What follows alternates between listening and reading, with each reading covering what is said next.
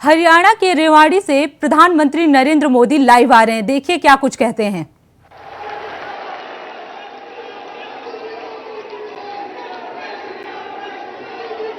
और अभी मेरे मित्र राव इंद्रजीत जी ने जैसे बताया,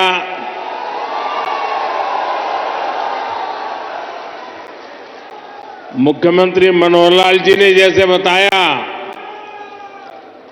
कि मैं 2013 में जब भारतीय जनता पार्टी ने मुझे पीएम के उम्मीदवार के रूप में घोषित किया था, तो मेरा पहला कार्यक्रम रेवाड़ी में हुआ था।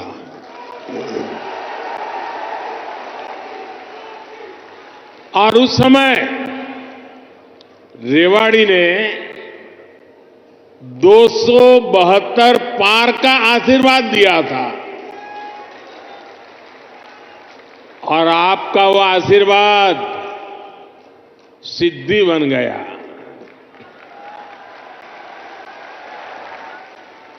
अब लोग कह रहे हैं कि मैं फिर एक बार रेवाड़ी आया हूं, तो आपका आशीर्वाद है अब की बार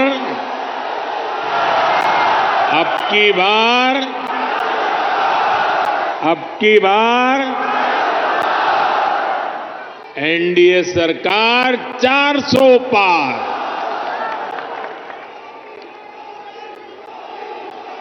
साथियों, लोकतंत्र में सीटों का महत्व तो है ही, लेकिन मेरे लिए उसके साथ साथ जनता जनार्दन का आशीर्वाद ये मेरे लिए बहुत बड़ी पूंजी है।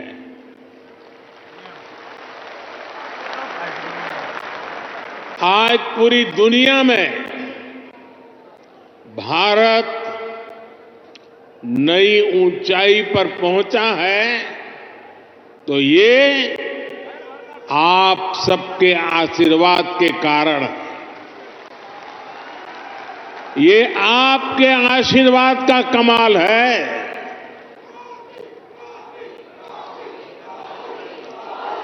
मैं कल ही 2 देशों की यात्रा के बाद देर रात हिंदुस्तान लौटा हूं। यूएई और कतर में जिस प्रकार का आज भारत को सम्मान मिलता है, हर कोने से भारत को शुभकामनाएं मिलती हैं, वो सम्मान सिर्फ मोदी का नहीं है, वो सम्मान हर भारतीय का है, आप सबका है।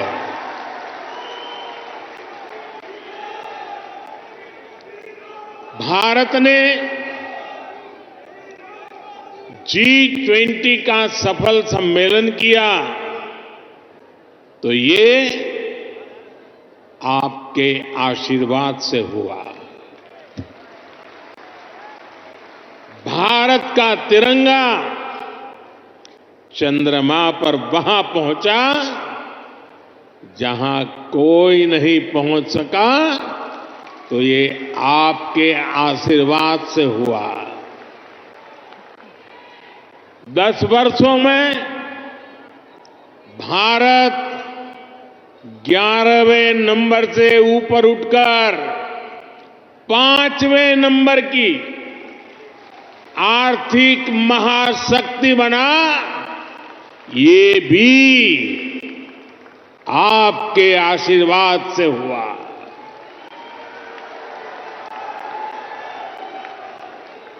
और अब मुझे अपने तीसरे टर्म में अब मुझे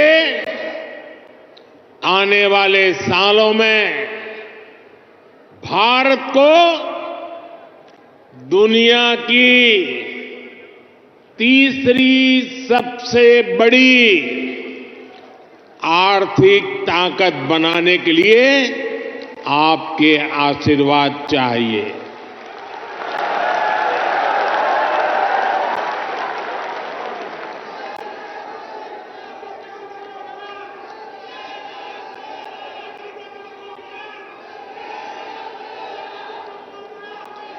हरियाणा के मेरे भाई और बहनों,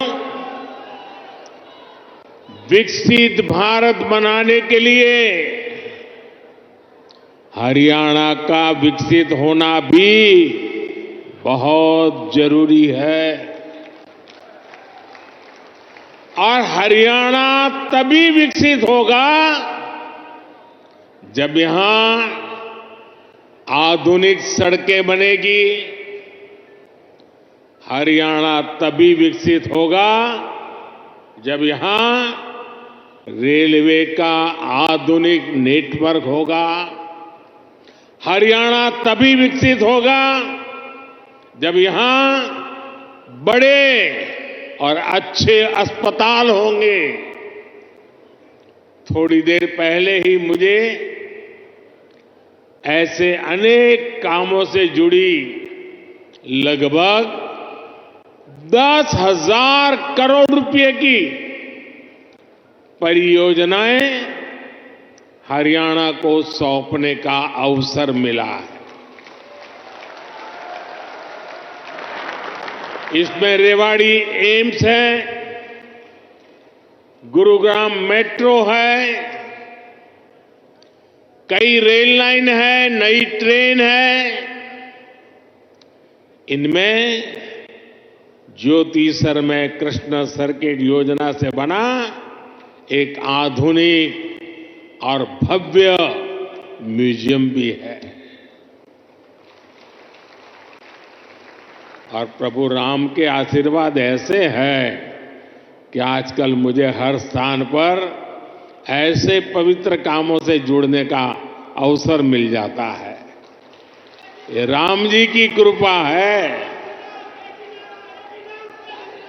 ये म्यूजियम भगवान श्री कृष्ण के गीता संदेश और इस पावन धरा की भूमिका से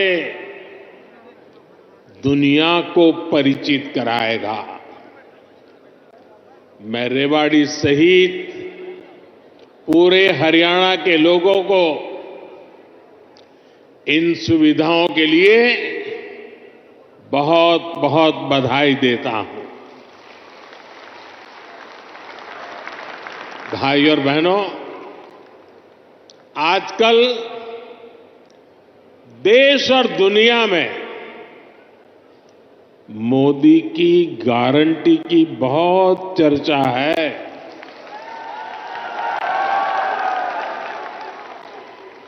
और रेवाड़ी तो मोदी की गारंटी का सबसे पहला गवाह है। यहां पीएम पद के उम्मीदवार के रूप में मैंने देश को कुछ गारंटियां दी थी। देश की इच्छा थी कि दुनिया में भारत की साख बढ़े। ये हमने करके दिखाया। देश की इच्छा थी कि अयोध्या में प्रभु राम का भव्य मंदिर का निर्माण हो।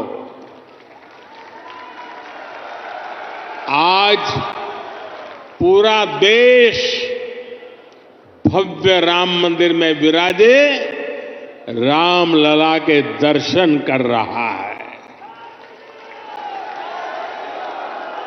और तो और कांग्रेस के लोग, जो लोग हमारे भगवान राम को काल्पनिक बताते थे,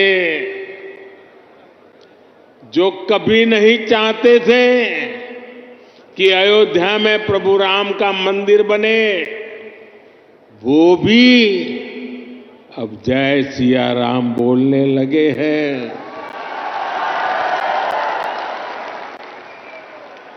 साथियों, कांग्रेस ने दशकों तक जम्मू कश्मीर से आर्टिकल 370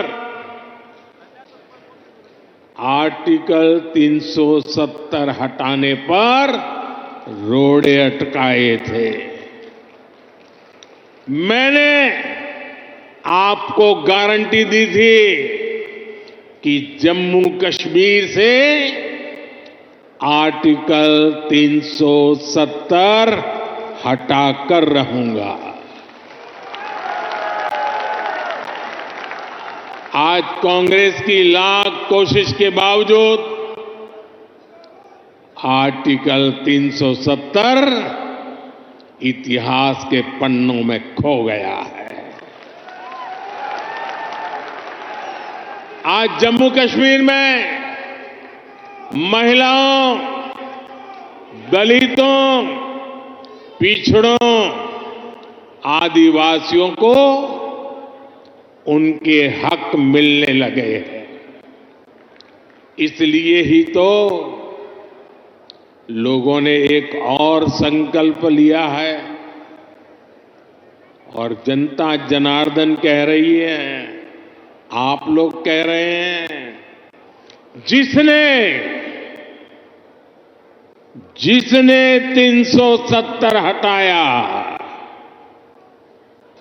जिसने 370 हटाया, उस बीजेपी का टीका 370 सीटों से होगा।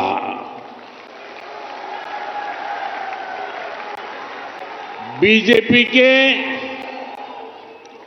370 ही पहुंचाएंगे एनडीए को 400 पार। साथियों, यही रेवाड़ी में मैंने पूर्व सैनिकों को वन रैंक वन पेंशन लागू करने की गारंटी दी थी। कांग्रेस वाले सिर्फ 500 करोड़ रुपए दिखाकर वन रैंक वन पेंशन लागू करने का झूठ बोलते थे। रेवाड़ी की वीर धरा से लिया गया वो संकल्प मैंने आपके आशीर्वाद से पूरा किया। अभी तक ओआरओपी के तहत, वन रैंक वन पेंशन के तहत पूर्व सैनिकों को करीब करीब 1 लाख करोड़ रुपए मिल चुके हैं और इसके बड़े लाभार्थी हरियाणा के भी पूर्व सैनिक रहे हैं। सिर्फ रेवाड़ी के ही सैनिक परिवारों की बात करूं तो उन्हें ओआरओपी से 600 करोड़ रुपए से ज्यादा मिले हैं। आप मुझे बताइए, जितना पैसा रेवाड़ी के सैनिक परिवारों को मिल रहा है, उससे भी कम कांग्रेस ने पूरे देश के पूर्व सैनिकों के लिए बजट में रखा था, सिर्फ 500 करोड़। ऐसे झूठ और धोखेबाजी के कारण ही कांग्रेस को देश ने नकार दिया है। साथियों, मैंने रेवाड़ी वासियों को, हरियाणा के परिजनों को यहां एम्स बनाने की भी गारंटी दी थी। आज यहां एम्स के निर्माण की प्रक्रिया शुरू हो गई है और हमारे राव इंद्रजीत तो इस काम के लिए लगातार वो बोलते कम है, लेकिन जो तय करे उसके पीछे लगे रहते हैं। आज एम्स का शिलान्यास हुआ है तो मेरी गारंटी की, और मैं आपको कहूंगा कि आज उसका शिलान्यास किया है और लोकार्पण भी हम ही करेंगे।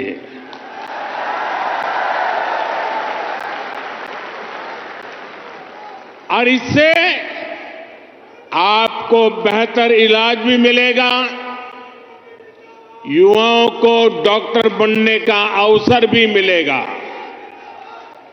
और रोजगार, स्वरोजगार के भी अनेक अवसर बनेंगे। रेवाड़ी में देश का 22वां एम्स बन रहा है। पिछले 10 वर्षों में 15 नए एम्स स्वीकृत किए जा चुके हैं। आजादी के बाद से लेकर 2014 तक देश में करीब 380 मेडिकल कॉलेज बने थे। बीते 10 वर्षों में 300 से अधिक नए मेडिकल कॉलेज बने हैं। हरियाणा में भी हर जिले में कम से कम एक मेडिकल कॉलेज बनाने का काम तेजी से चल रहा है। साथियों, मैं ऐसी अनेक गारंटियां गिना सकता हूं जो देशवासियों के आशीर्वाद से पूरी हो चुकी है। लेकिन कांग्रेस का ट्रैक रिकॉर्ड क्या है? कांग्रेस का ट्रैक रिकॉर्ड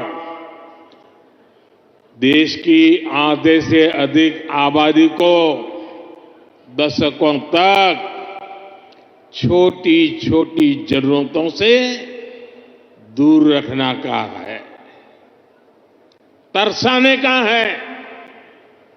कांग्रेस का ट्रैक रिकॉर्ड सिर्फ एक परिवार के हित को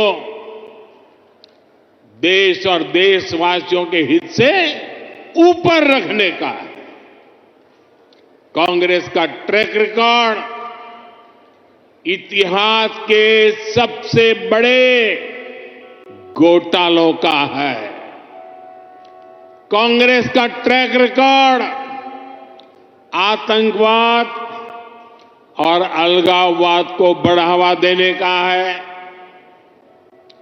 कांग्रेस का ट्रैक रिकॉर्ड सेना और सैनिक दोनों को कमजोर करने का है।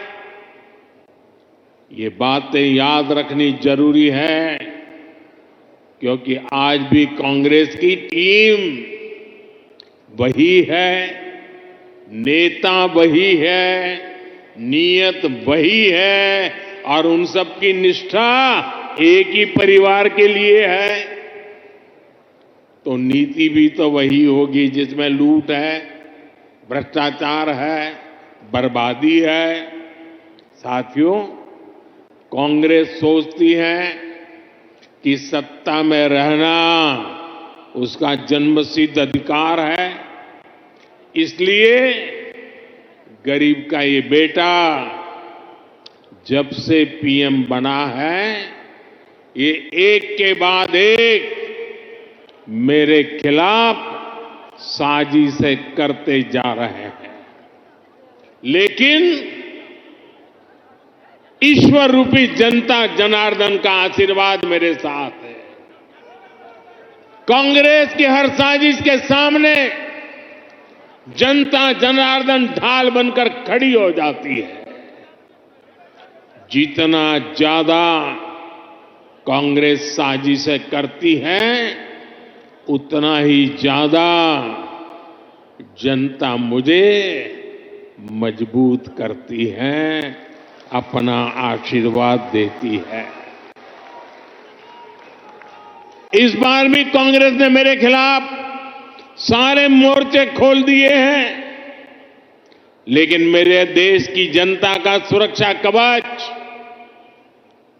और जब जनता का सुरक्षा कवच होता है, जनता जनार्दन का आशीर्वाद होते हैं, माताएं बहनें ढाल बनकर के खड़ी होती हैं, तो संकटों से पार भी निकलते हैं और देश को आगे भी बढ़ाते हैं। और इसलिए आप सबके आशीर्वाद से हिंदुस्तान के कोने कोने में जो मैं अनुभव कर रहा हूं, इसलिए लोग कह रहे हैं एनडीए सरकार 400 पार, एनडीए सरकार, एनडीए सरकार, एनडीए सरकार। साथियों, एक परिवार के मोह में फंसी कांग्रेस, हरियाणा भी वही हाल है, आज अपने इतिहास के सबसे दयनीय दौर से गुजर रही है। इनके नेता से अपना एक स्टार्टअप नहीं संभल रहा। ये लोग देश संभालने का सपना देख रहे हैं। आज कांग्रेस की हालत देखिए, कांग्रेस के पुराने नेता एक एक करके इनको छोड़कर जा रहे हैं। जिन्होंने कभी इनके साथ आने का इरादा किया था, वो भी इनसे भाग रहे हैं। आज स्थिति ये है कि कांग्रेस के पास अपने कार्यकर्ता तक नहीं बचे हैं। जहां कांग्रेस सरकार में है, वहां इनसे अपनी सरकारें भी नहीं संभल रही है। आज हिमाचल में लोगों को वेतन और पेंशन देने तक में मुश्किलें आ रही है। कर्नाटका में विकास की योजनाओं पर भी कांग्रेस सरकार काम नहीं कर पा रही है। भाई और बहनों, एक तरफ कांग्रेस का कुशासन है और दूसरी तरफ बीजेपी का सुशासन। यहां 10 वर्षों से डबल इंजन सरकार है।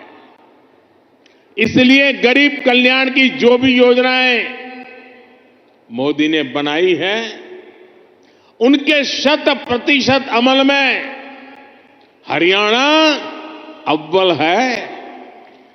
हरियाणा खेती के क्षेत्र में भी अभूतपूर्व प्रगति कर रहा है और यहां उद्योगों का दायरा भी निरंतर बढ़ रहा है। जिस दक्षिण हरियाणा को विकास में पीछे रखा गया, आज वो कहीं तेजी से आगे बढ़ रहा है। देश में रोड हो, रेल हो, मेट्रो हो, उनसे जुड़ी जो बड़ी परियोजनाएं हैं, वो इसी हिस्से से गुजर रही है। दिल्ली मुंबई एक्सप्रेसवे के, दिल्ली दौसा लालसोट के पहले चरण का उद्घाटन हो गया है। देश का सबसे लंबा एक्सप्रेसवे हरियाणा के गुरुग्राम, पलवल और नूंह जिलों से होकर गुजर रहा है।